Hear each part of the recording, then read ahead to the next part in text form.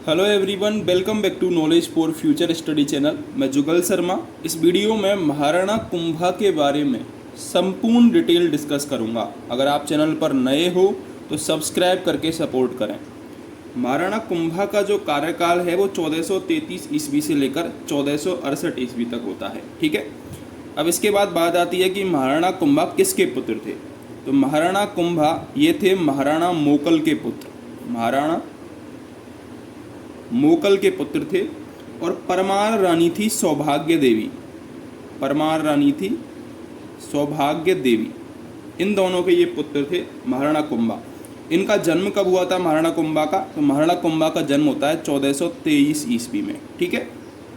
इसके बाद सबसे पहला युद्ध जो महाराणा कुंभा लड़ते हैं वो लड़ते हैं सारंगपुर का युद्ध। ये बहुत फेमस युद्ध है और बहुत बार क्वेश्चन पूछे जा चुके हैं इस पे।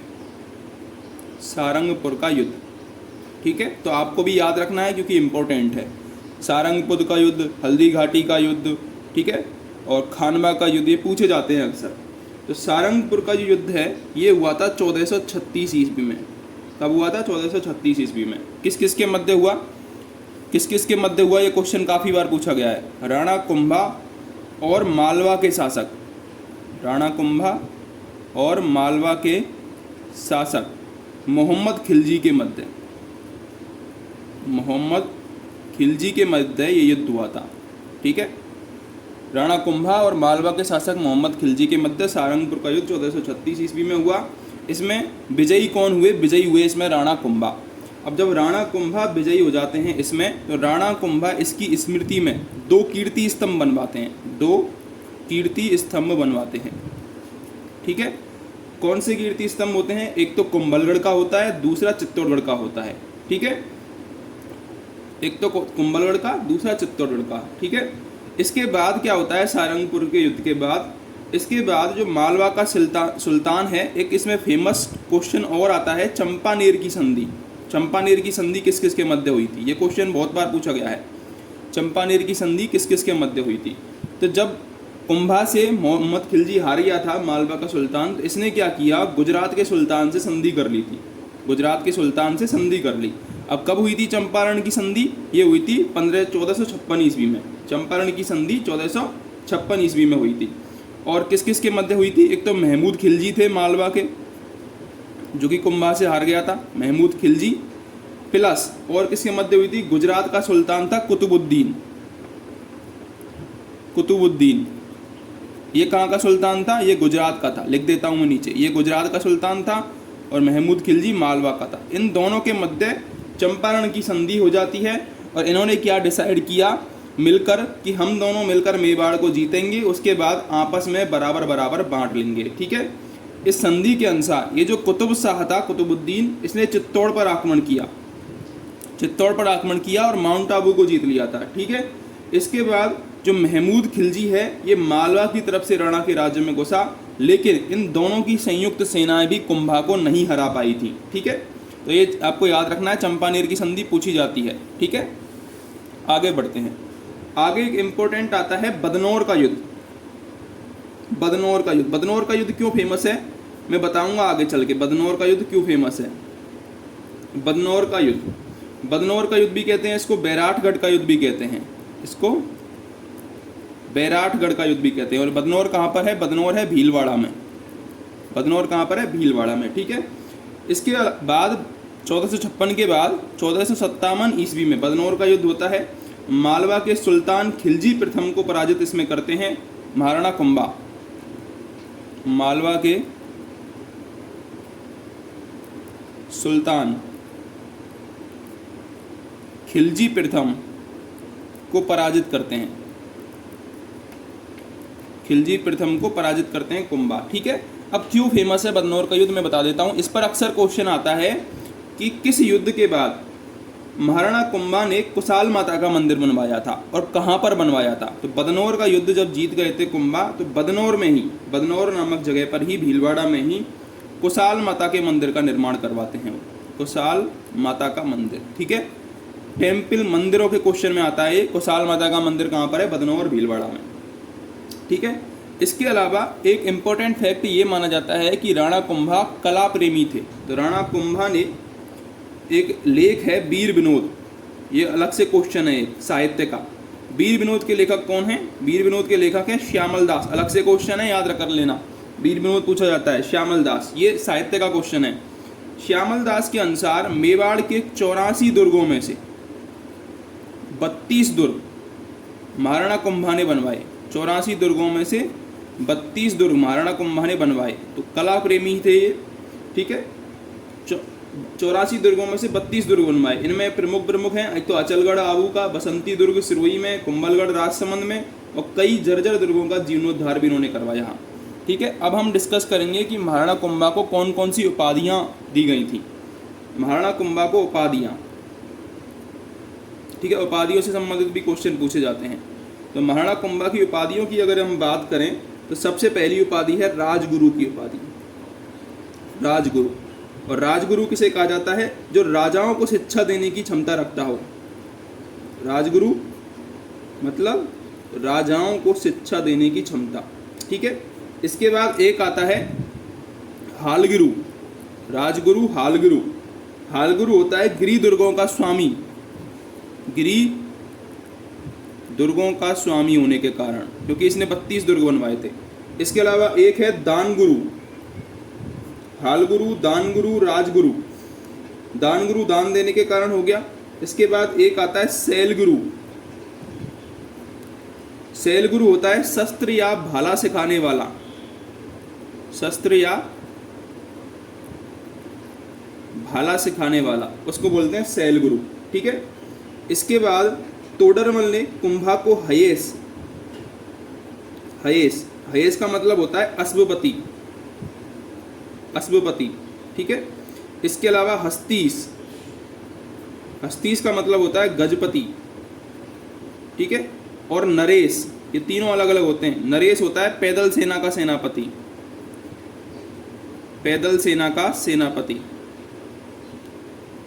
ठीक है। तो ये क्वेश्चन भी कभी कभार पूछ सकता है कि हयेश किसे कहते हैं? अश्वपति को, हस्तीस गजपति को, और नरेश पैदल सेना के सेनापति को। ये उपाधियां कुंभा को प्राप्त थी। इसके अलावा नाटक राज का कर्ता, नाटक राज का कर्ता यानी कि नाट्य शास्त्र का ज्ञाता था ये। इसके अलावा एक और उपाधि थी श्रीमान की। श्रीमान मतलब होता है बुद्धिमत्तापूर्ण, बुद्धि वाला, बुद्धिमत्तापूर्ण कार्य करता था ये। इसके अलावा राणो रासो, राणो रासो, राणो रासो का मतलब है विद्वानों का आश्रयदाता, विद्वानों का आश्रयदाता होने के कारण इसे राणो रासो की उपाधि प्राप्त थी। इसके अलावा एक फेमस उपाधि है हिंदू सुल्तान, हिंदू सुल्तान, हिंदू सुल्तान, क्योंकि इन्होंने समकालीन जो मुस्लिम शासक थे उन्होंने हिंदुओं का बादशाह कहा था ऐसे, तो हिंदू सुल्तान। एक फेमस है अभिनव भट्टाचार्य, ये तो पूछी भी जाती है, अभिनव भट्टाचार्य, अभिनव भट्टाचार्य, क्योंकि संगीत के क्षेत्र का इनमें बहुत ज्ञान था, संगीत का ज्ञान, ठीक है, तो अभिनव भट्टाचार्य। इसके अलावा नंदीकेश्वर अवतार, नंदीकेश्वर अवतार यानी कि नंदीकेश्वर के मत का अनुसरण करने वाले।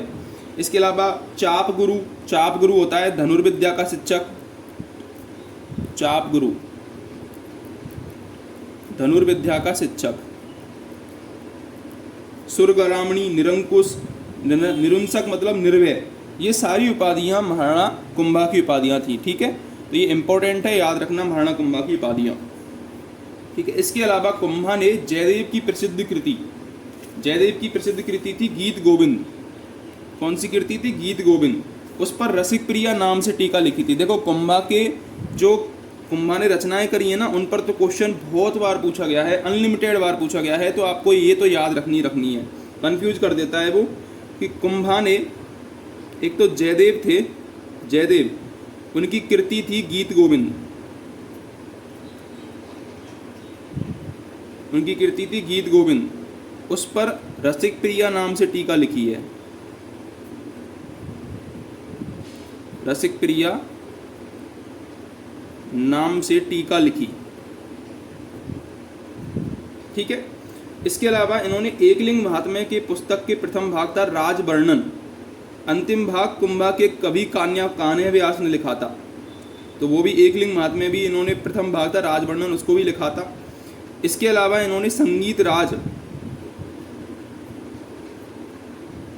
संगीत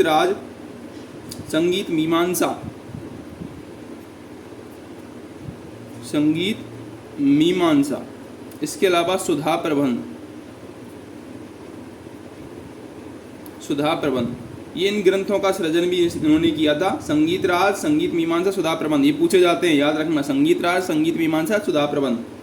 अगर शास्त्रीय संगीत की बात करें तो इन्होंने 5 रत्नकोश भी लिखे थे। 5 रत्नकोश में एक तो आता है पाठ्य रत्नकोश, दूसरा आता है नृत्य रत्नकोश,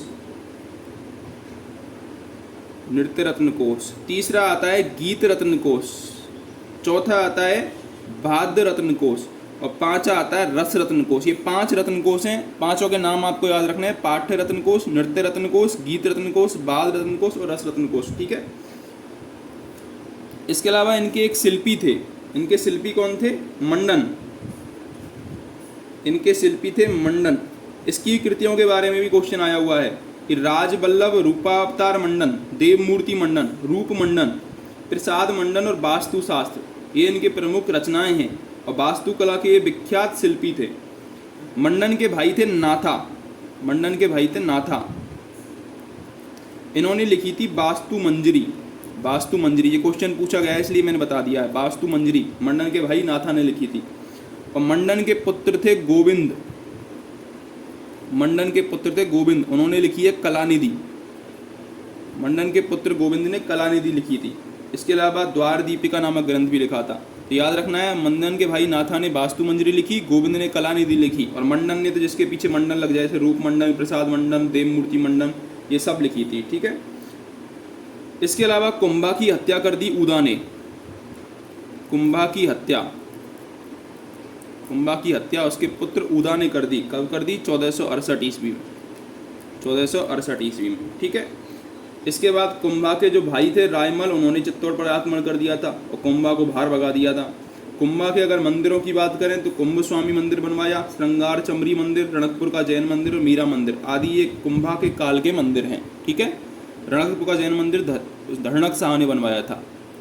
तो ये सारा कुछ हमने कुंभा के बारे में डिस्कस किया। अगर आपको हेल्पफुल लगा हो तो चैनल को सब्सक्राइब करने में शर्म ना करें, ज़रूर सब्सक्राइब करें और दोस्तों से भी शेयर करें। धन्यवाद।